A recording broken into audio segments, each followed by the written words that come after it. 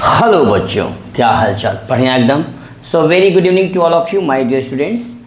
Today I am going to start a new chapter that is work, energy and power, class 11 physics.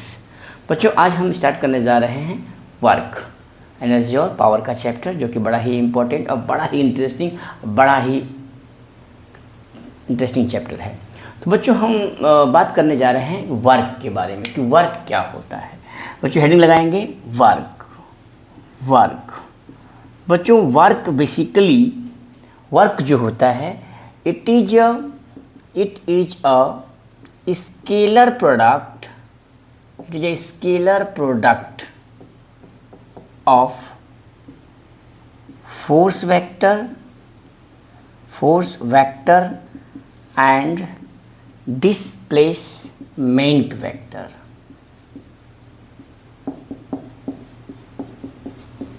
ठीक है। Work क्या है? Work can be defined as the scalar product of force vector and displacement vector. It means that work जो होती है बच्चों, work is a scalar quantity. Work is a scalar quantity. बच्चों, work को हम लोग कैपिटल W से denote करेंगे और कैपिटल W इक्वल टू होता है वेक्टर F डॉट, स्केलर का मतलब dot product of vector S। This is the definition of work done. ठीक है बच्चों, यहाँ पे जो वर्क डन है, ये फार्मूला वर्क डन का ये यूज होता है कांस्टेंट फोर्स के लिए। अगर वर्क डन क्या हो? कांस्टेंट हो। यानी कि वर्क डन, इसको ऐसे लिख सकते हैं बच्चों, mod of S into cos theta. Theta is the angle between force vector and displacement vector. यानी फोर्स और डिस्प्लेसमेंट के बीच का एंगल है थीटा। इसको बच्चों लिखते हैं simply Fs cos theta. Fs cos theta. यानी कि, और बच्चों इसको ऐसे भी लिख सकते हैं W equal to F cos theta into S। ये सारे फार्मूला 100% ट्रू हैं। किसके लिए बच्चों? For constant force. Constant force, अगर फोर्स कांस्टेंट होगा तो ये फार्मूला यूज होगा। बच्चों, वर्क जो है, वर्क यूनिट की बात कर लेते हैं। तो बच्चों, वर्क की यूनिट क्या होगी? फोर्स है न्यूटन और डिस्प्लेसमेंट का होता है मीटर। तो वर्क की जो यूनिट होगी बच्चों, वो हो जाएगी न्यूटन मीटर। इसी को बच्चों हम लोग बोलते हैं जूल। ठीक है, जूल। इसका डायमेंशन की बात कर लेते हैं बच्चों। डायमेंशन होता है ml²T⁻²। डायमेंशन हो गया, यूनिट हो गया, स्केलर क्वांटिटी है, और ये इसका फार्मूला हो गया। बच्चों, बात करते हैं थीटा के बारे में। जो अगर theta, if theta is greater than 90 degree, अगर थीटा की वैल्यू 90 से ज़्यादा है तो जो वर्क डन होगा बच्चों, वो निगेटिव होगा। वर्क डन क्या होगा? 90, थीटा की वैल्यू 90 से ज़्यादा और 180 तक है, मतलब 90 से ज़्यादा मतलब ऑब्ट्यूज एंगल हो, ऑब्ट्यूज, तो वर्क डन क्या हो जाएगा बच्चों? वर्क डन जो है वो निगेटिव होगा। ठीक है। अगर थीटा की वैल्यू 90 से कम है, 90, थीटा की वैल्यू 90 से क्या है? कम है, तो जो वर्क डन होगा वो हो जाएगा पॉजिटिव। ठीक। अगर थीटा की वैल्यू 90 डिग्री है एग्जैक्टली, तो वर्क डन हो जाएगा 0। क्या हो जाएगा बेटा? Work done 0। यानी कि देखो बेटा, होता क्या है कि अभी यहाँ तक लिख लीजिए, आप लोग नोट करिए। ठीक है,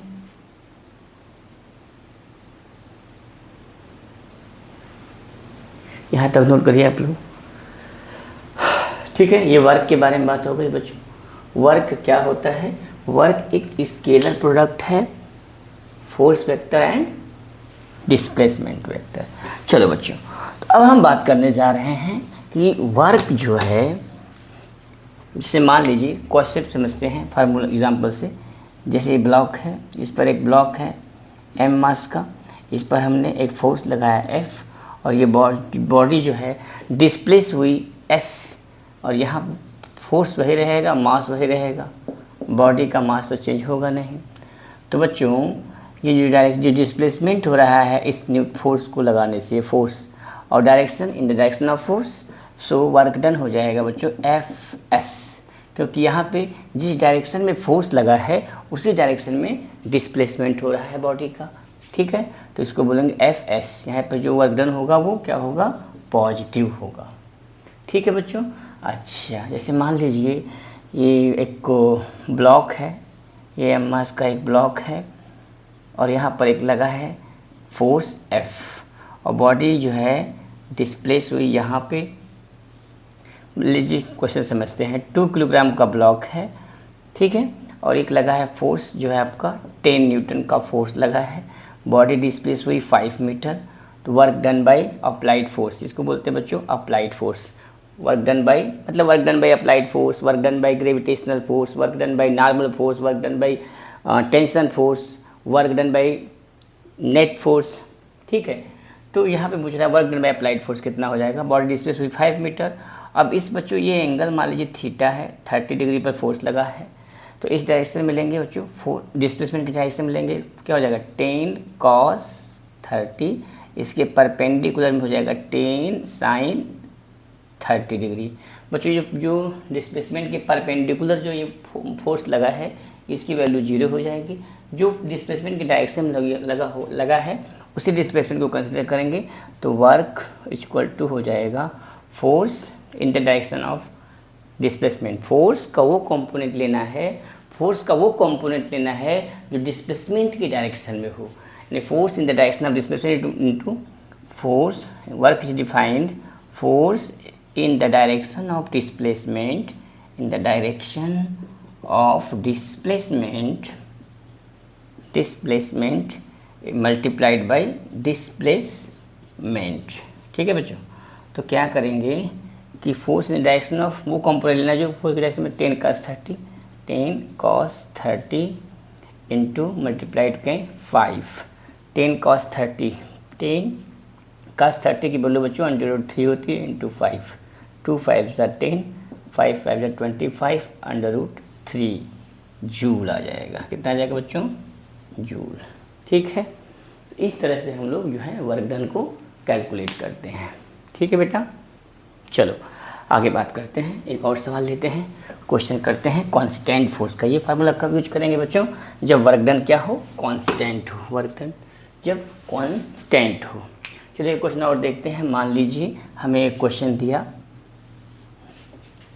यह एक ब्लॉक है, मान लीजिए 10 किलोग्राम का ब्लॉक है और इसका म्यू दिया है 0.1 और इस पर लगा हुआ है ये 50 न्यूटन का अप्लाइड फोर्स। आपको बताना है find the work done by applied force and frictional force. Find the work done by the applied force and friction force. चलो बेटा, तो बच्चों अप्लाइड फोर्स ये 14 लगा हुआ है। अब बॉडी डिस्प्लेस हुई है, बॉडी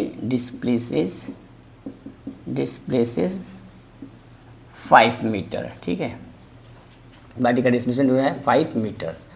तो ये जो आपका अप्लाइड फोर्स है 50 न्यूटन का, इसके डायरेक्शन में 5 मीटर हो रहा है। तो work done by applied force क्या हो जाएगा बच्चों, F इंटू एस। तो F कितना है बेटा 50 इंटू 5, दैट मीन्स 250 जूल, ठीक है।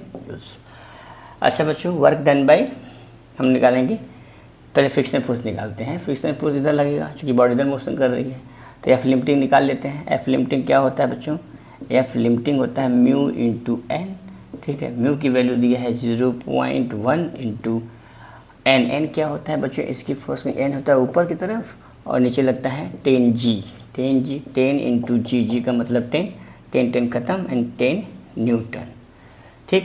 फ्रिक्शनल फोर्स आ गया 10 न्यूटन। बच्चों फ्रिक्शनल फोर्स लगेगा इधर, ठीक है, और बॉडी डिस्प्लेस हो रही इस डायरेक्शन में। ये दोनों मतलब कि फोर्स मतलब फ्रिक्शन फोर्स और डिस्प्लेसमेंट का जो डायरेक्शन है वो अपोजिट है, इनके बीच का एंगल है 180 डिग्री, ठीक है। तो यहाँ पर माइनस हो जाएगा minus F tension force into S, यानी कि एफ की वैल्यू है 10 minus 10 into S F 5, that means minus 50 joule. इस तरह से हम लोगों ने जो है फोर्स डन निकाल दिया। ठीक है बच्चों, चलो अब बात करते हैं, अब एक और क्वेश्चन लेते हैं। जैसे मान लीजिए एक क्वेश्चन और करते हैं बच्चों, work done by gravity force. से मान लीजिए यह एक इंक्लाइंड प्लेन है, ठीक है, और यहाँ पर जो है ये एंगल है थीटा, और ये बॉडी यहाँ पर कोई एम मास का ब्लॉक रखा हुआ है इस पॉइंट पे, ठीक है, एम मास का ब्लॉक रखा हुआ है, और ये मास फिसल करके यल डिस्टेंस यहाँ से यहाँ तक का डिस्प्लेसमेंट दिया है एल, यहाँ पे आ गया। आपको बताना है find the work done by gravitational force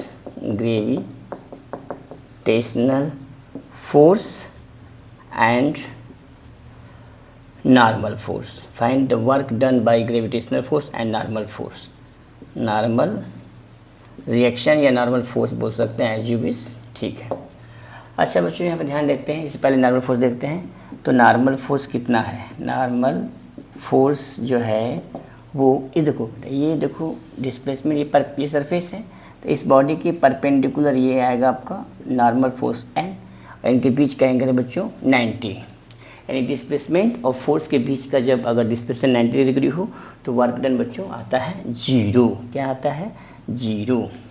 तो work done by normal force क्या हो जाएगा बच्चों? 0 जूल। सिमिलरली अब निकालेंगे बच्चों work done by gravity force. तो ये mg इसका वेट, ग्रेविटेशनल फोर्स mg नीचे वर्क करेगा, ठीक है। ये थीटा है, ये 90 है बच्चों, तो ये हो जाएगा 90 माइनस थीटा, ठीक। और इसका ये हो जाएगा थीटा, इसका कंपोनेंट लेंगे इस डायरेक्शन में, डिस्प्लेसमेंट की डायरेक्शन। फोर्स का वो कंपोनेंट लिया जाता है बच्चों जो डिस्प्लेसमेंट की डायरेक्शन में लिया जाता है। तो डिस्प्लेसमेंट डायरेक्शन में क्या आ जाएगा यहाँ पे? mg sine theta. क्या हो जाएगा? mg sine theta. तो work done by gravitational force will be equal to mg sin theta into multiplied by displacement, mg sin theta into L, ठीक है। तो इस तरह से हम लोग क्वेश्चंस को सॉल्व करेंगे बच्चों।